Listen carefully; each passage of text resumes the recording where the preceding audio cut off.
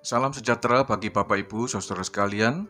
Kita bersyukur bahwa di dalam masa-masa yang sulit ini kita masih diberikan kesempatan untuk berjumpa kembali di dalam suara pengharapan.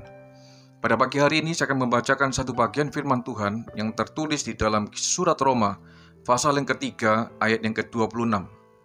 Surat Roma pasal yang ketiga ayat 26, demikianlah bunyi firman Tuhan.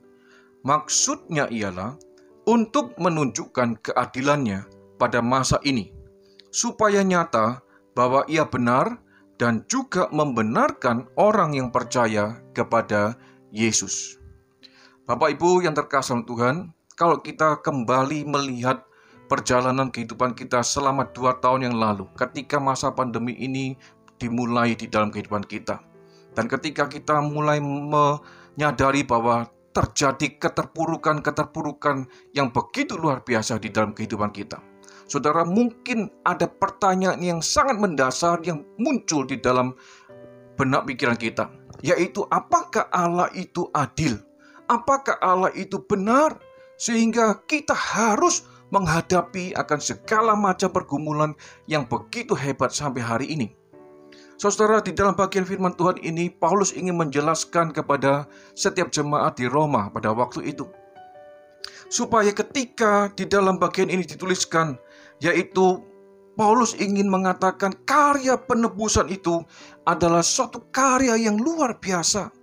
Karena di dalam karya penebusan ini terjadi satu transaksi yang sangat objektif, di mana Allah memberikan anaknya yang tunggal kepada saudara dan saya, yang seharusnya saudara dan saya yang harus memikul akan hukuman dosa, tetapi itu diberikan dan dipikul oleh Yesus Kristus. Sebab itu ketika kita percaya kepada Yesus Kristus, maka kita disebut sebagai orang yang benar. Ketika kita menerima akan karya penebusan Allah itu, maka kita dijadikan umat pilihan Allah, sehingga kita diperdamaikan, sehingga kita boleh menikmati satu relasi yang sangat indah dengan Allah di dalam kehidupan kita masing-masing.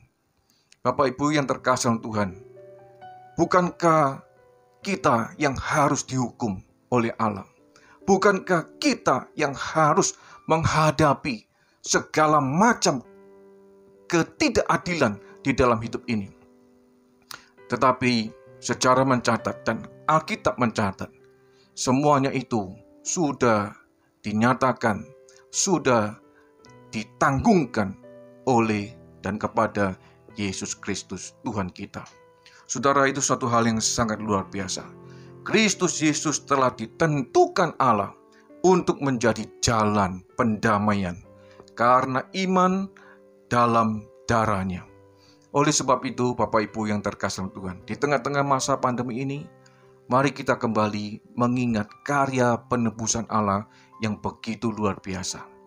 Mari kita mengingat kembali Tuhan itu mengasihi, Tuhan itu berkarya, terus bekerja demi kebaikan saudara dan saya sebagai umat pilihan Allah. Oleh sebab itu, Bapak Ibu yang Tuhan, mari kita menjaga relasi kita dengan Tuhan. Mari kita menjaga akan persekutuan yang intim bersama-sama dengan Tuhan. Karena disitulah kita akan mendapatkan sukacita. Karena disitulah kita akan mendapatkan damai sejahtera. Karena disitulah kita akan mendapatkan kekuatan dan pengharapan yang sejati. Ketika kita harus berjalan melewati masa-masa sulit seperti hari ini. Bapak Ibu yang kasih Tuhan, kiranya firman Tuhan pada pagi hari ini mengingatkan kita sekali lagi bahwa saudara dan saya telah ditebus oleh Kristus. Saudara dan saya telah diperdamaikan di dalam Kristus kepada Allah, sehingga kita boleh menikmati satu persekutuan yang intim dengan Dia. Mari kita menjaga relasi ini, bahkan ketika kita harus menghadapi kesulitan di dalam kehidupan ini. Kiranya Tuhan memberkati saudara sekalian.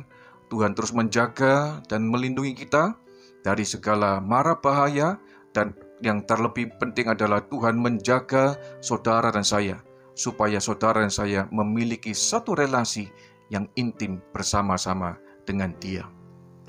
Tuhan Yesus memberkati kita sekalian. Sampai berjumpa kembali di dalam suara pengharapan yang akan datang.